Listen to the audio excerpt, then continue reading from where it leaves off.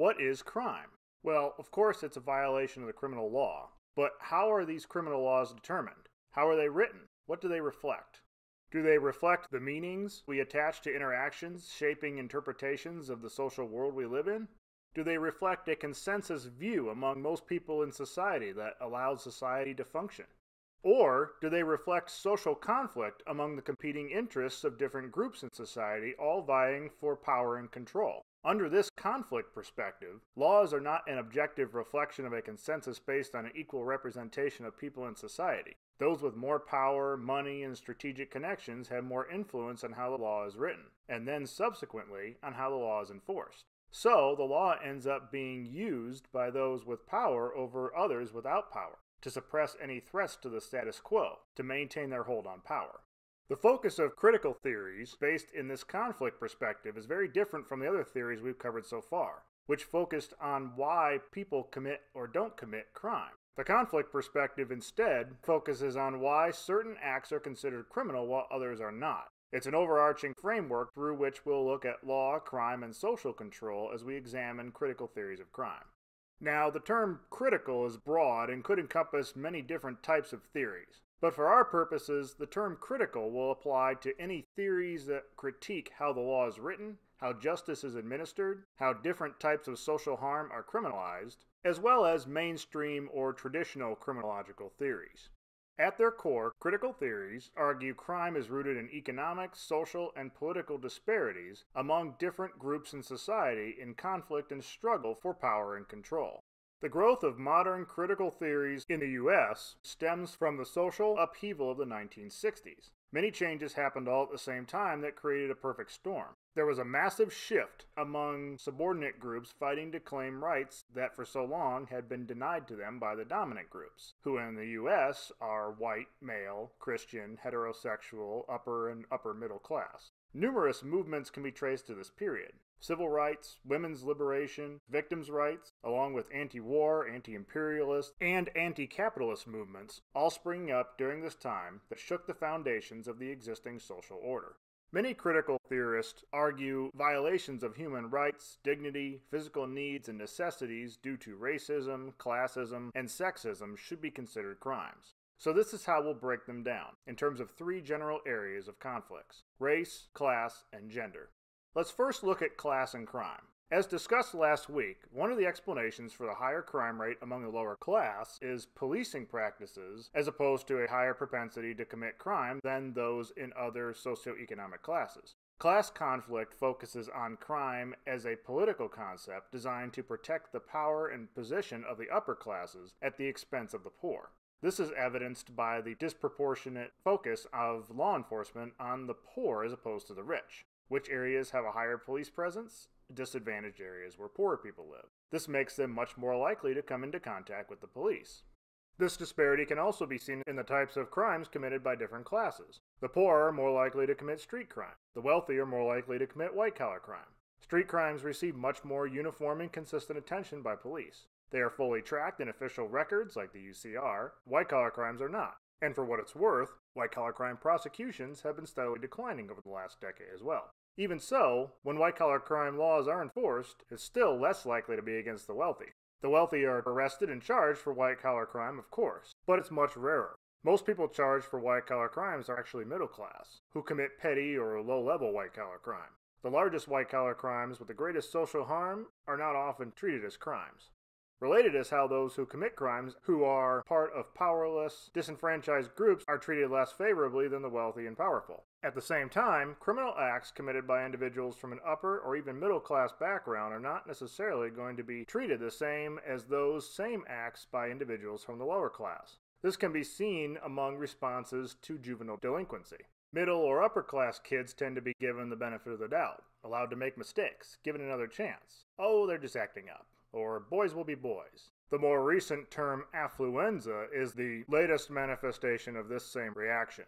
For those in the lower class, there is less benefit of the doubt. It's more likely to be assumed they are doing something wrong and should be punished for it. Delinquent, thug, menace, super predator. Because black people are also disproportionately poor, this is one, but certainly not the only, factor as to why they more often receive the latter reaction. More on this later. The most famous theories of class conflict are Marxist theories, originating with the writings of German philosopher Karl Marx in the mid-1800s. One of the most influential theorists in history, his work has been praised and criticized, celebrated and demonized. The term Marxist has a lot of negative associations attached to it. Some warranted, others not. Most controversial is the association with communism and violent revolution. While debating the merits of different economic systems is outside the scope of this course, we can look at the basic assumptions of Marxist theory and what it says about law and crime. First, briefly, Marx argued there is an inherent conflict between two classes in the capitalist system: those who own the means of production, capital, and everyone else, the workers who do the actual labor. The capital or ownership class exploit the working class and poor for their own self-interests. Ultimately, the fall of capitalism would come when the exploited working class rises up, violently overthrows the ruling elite capital class, and institutes a new socialist economic system. Marxist theories of law and crime that later grew in prominence in the 1970s built on these basic foundations, although many rejected violence as a necessary component, arguing replacing capitalism could instead be done nonviolently. These theories argue the law, as written, is an expression of the power and interests of a small, dominant, elite economic ruling class, the wealthy and upper class. Crime is defined the way it is due to competition for scarce resources, and the role of the criminal justice system is to repress the lower classes so the upper class can maintain control over those resources, through violent force if necessary. Naturally, there are many criticisms of Marxist theory, namely that it's not really a theory but more of an ideology, that it's not actually testable, and when it is tested, many of its propositions are not supported, such as incarceration rates being purposely kept high when the economy is doing poorly, but kept low when it is doing well as a means of controlling the labor supply. It has also been criticized for only focusing on the injustices of capitalism while ignoring those found in other systems stemming from Marxist principles, instead making comparisons to a non-existent utopian socialist alternative. That said, many modern critical theorists have adapted some of the basic foundational ideas from Marxism to develop new theories critiquing the influence of capitalism on how the law is written and enforced, with the ultimate aim being not to completely overthrow it and institute a different system, but to reform it and mitigate some of its excesses and harms. Left realism is one example of a critical theory that aims for a middle ground between conflict and more traditional views of crime. It's really a criticism of the idealism of Marxism for focusing solely on the evils of capitalism but without any real ideas for positive social change, other than throwing out the whole system entirely. It's not so much a theory as an attempt to reorient away from Marxism and provide a more realistic, critical alternative to the conservative tough-on-crime policies of the 1970s and 80s. Next, we'll shift gears to look at gender and feminist theories. Feminist theories rose as an alternative to many traditional theories of crime that were developed from a male perspective. These traditional theories primarily focused on male criminal behavior, but didn't explain female criminal behavior, or why males are so vastly overrepresented among those arrested and convicted of crime compared to females. One misconception about feminist theory is that it is basically the same as feminist ideology. But feminist theories actually encompass a diverse array of perspectives and incorporate intersections between gender, race, and class, among others, in examining the inequities operating in society. One commonality they share is examining the origins and mechanisms at work in explaining gender inequality. Feminist theories build on themes of how females are socialized into specific gender roles and also incorporate elements of class conflict, arguing the capitalist system supports a patriarchy that exploits and oppresses women, where males dominate social, economic, and political institutions. This is used to explain both female criminality and victimization. Women are more likely to be victimized because they are seen as powerless and unable to fight back, and they have fewer opportunities to commit crime than men due to being stifled by their second-class economic and social position. So what about how women are treated when they do commit crime? One explanation is that they are treated more leniently due to a paternalistic stance taken toward women as needing to be protected rather than punished. However, women are often treated more harshly than men, especially those engaging in violent or sex-based crimes or status offenses, such as running away from home. This is especially true for poor women and women of color. This is explained by their failure to conform to gender role expectations of how women should behave. They are punished for engaging in what is perceived to be masculine rather than feminine behavior. These are just two explanations among many for how females are treated differently than men in the criminal justice system using a feminist theory framework.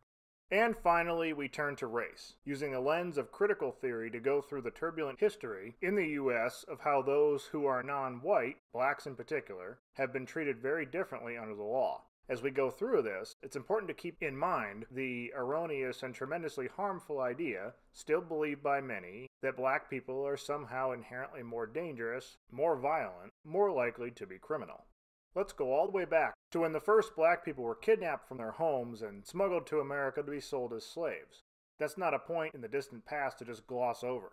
White people violently imprisoned black people, treated them as property, and forced them into a lifetime of hard labor. Looking through today's lens, there are certainly many crimes that apply here. Kidnapping, of course, human trafficking, but blacks were also routinely assaulted, women were raped, and they were killed if they went too far out of line. These are all violent crimes. But none of this was treated as a crime at the time, exactly the opposite. It was sanctioned in the law. Slave patrols enforced the institution of slavery, arresting blacks who tried to escape, checking their quarters for stolen property and contraband, carrying out punishments, whippings, for various infractions, and quelling rebellions. Even after being freed, many laws were passed and enforced with the specific intent to keep as many black people enslaved as possible. How can this be the case if the 13th Amendment outlawed slavery? Well, the answer is it didn't entirely. The amendment states that slavery is still permitted if a person has been convicted of a crime.